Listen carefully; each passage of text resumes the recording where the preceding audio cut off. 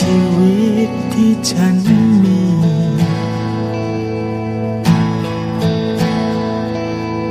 ของมีค่าใดไม่อาจแทนค่าเพียงเท่าสิ่งนี้ความรักสร้างเธอมอบเธอให้ฉันคุ้มครองตลอดไป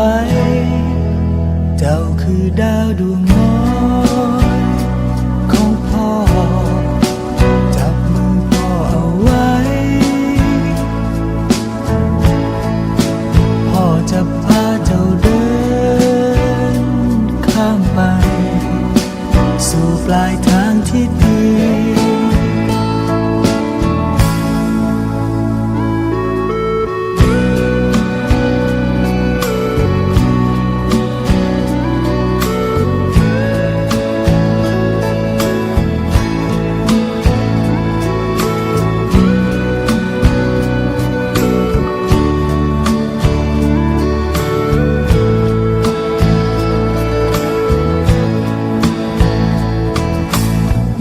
ยามร้องไห้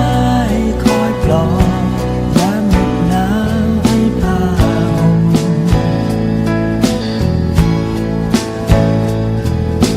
เห็นเธอนั้นมีความสุขลำบากตายก็ทนไว้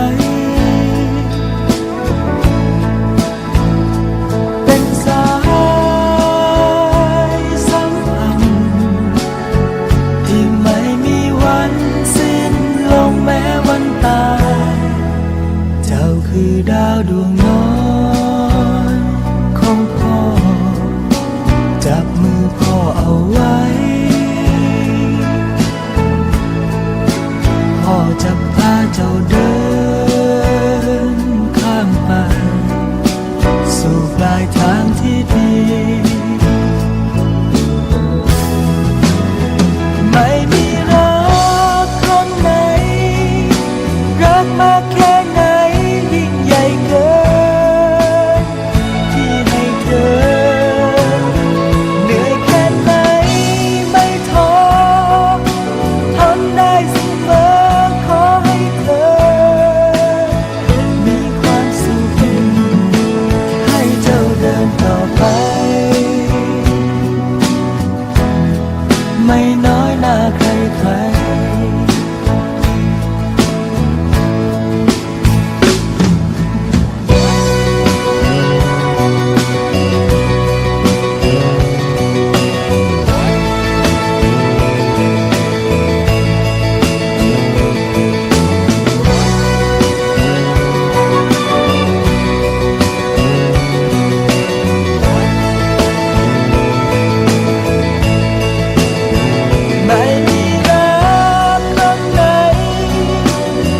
มากแค่ไหน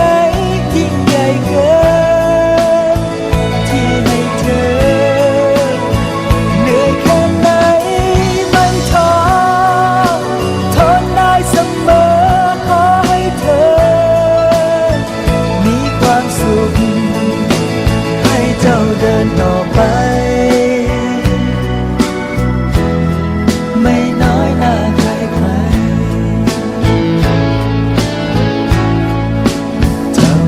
ดาวดวงน้อยของพ่อจับมือพ่อเอาไว้พ่อจะพาเจ้าเดินข้ามไปสู่ปลายทางที่ดี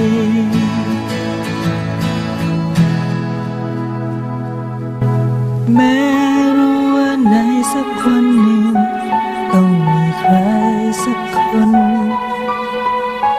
รักเธอขอให้เขาเป็นคนดีไม่ทำให้เธอเสียใจรักเธออย่างที่ฉันรักเธอ